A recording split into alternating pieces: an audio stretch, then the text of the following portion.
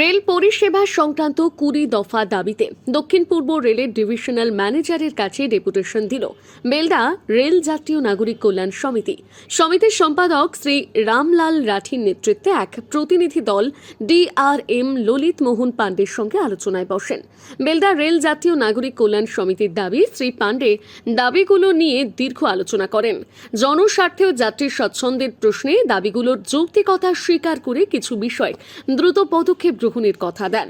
জানা গিয়েছে, সমিতির নেতৃবৃন্দ ডিআরএম এর কাছে দাবি জানান বেলদা কেশিয়ারি সংযোগকারী রাস্তার উপর দ্রুত ওভারব্রিজ নির্মাণ করতে হবে। 25 নম্বর গেট তথা সুভাষপল্লীতে সাবওয়ে নির্মাণের দাবি জানানো হয়েছে। বেলদা হাওড়া লোকাল ট্রেনকে খড়গপুরে না থামিয়ে পুনরায় বেলদা হাওড়া করার দাবি জানানো হয়েছে। কমিটির দাবি সমস্ত বিষয় ডিএমআর কমিটির সঙ্গে একমত হয়েছেন এবং দ্রুত কার্যকর করার প্রতিশ্রুতি দিয়েছেন। রেলযাত্রী নাগরিক কল্যাণ সমিতির সম্পাদক রামলাল রাঠি জানান, প্রায় 1 ঘন্টা ধরে ডিআরএম সাহেবের সঙ্গে গঠনমূলক আলোচনা হয়েছে। প্রায় 1 দশক ধরে সমিতির দীর্ঘ আন্দোলন এবং উত্থাপিত দাবি রেল দপ্তর মান্যতা দিচ্ছে শুধু নয়, ইতিপূর্বে এবং বর্তমানে তা স্বীকার করে দ্রুত রূপায়ণের প্রশ্নে নেতৃত্ববৃন্দের কাছে একমত হচ্ছেন এবং কার্যকরী করছেন। রেল জাতীয় বিভিন্ন স্টেশন ও ব্লকের সাধারণ মানুষকে নিয়ে এই আন্দোলন আরও তীব্রতর করার মধ্য দিয়ে অপূরিত দাবিগুলো আদায় করা যাবে বলে তিনি দৃঢ়তার সঙ্গে ব্যক্ত করেছেন। এদিনের কর্মসূচিতে উপস্থিত ছিলেন গৌরীশঙ্কর প্রধান, কণিকা চক্রবর্তী, বিদ্যাভূষণ দে, রেলযাত্রী নাগরিক কল্যাণ সমিতির নানান আন্দোলনের পাশে দাঁড়ানো নাগরিক প্রতিরোধ মঞ্চের সম্পাদক সুরঞ্জন মহাপাত্র প্রমুখ। সুরঞ্জন বাবু খড়গপুর স্টেশন সহ সংলগ্ন এলাকা ও ট্রেন চলাচল সংক্রান্ত দাবি নিয়ে আলোচনা করেন। বিশেষ করে রেলের সময় সারণীতে যে ভয়ঙ্কর পরিস্থিতির সৃষ্টি হয়েছে সেদিকে দৃষ্টি আকর্ষণ করে দ্রুততার সঙ্গে সঠিক সময়ে রেল চলাচলের ওপর জোর দেন। অন্যথায় যাত্রী বিক্ষোভের ভয়ঙ্কর পরিস্থিতির সৃষ্টি হওয়ার কথা তিনি বলেন। Bureau report, Sananda news.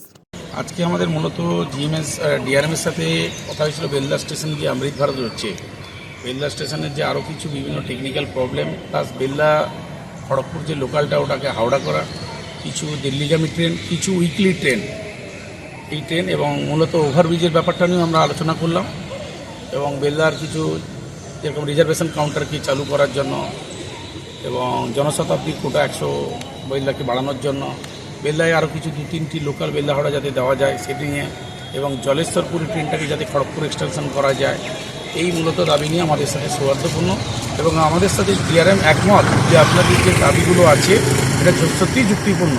আমি চেষ্টা করছি আমার হেডকোয়ার্টারে পাঠিয়ে আপনাদের পিছনে আমি যাতে সমর্থন দিতে পারি আমি চেষ্টা করছি।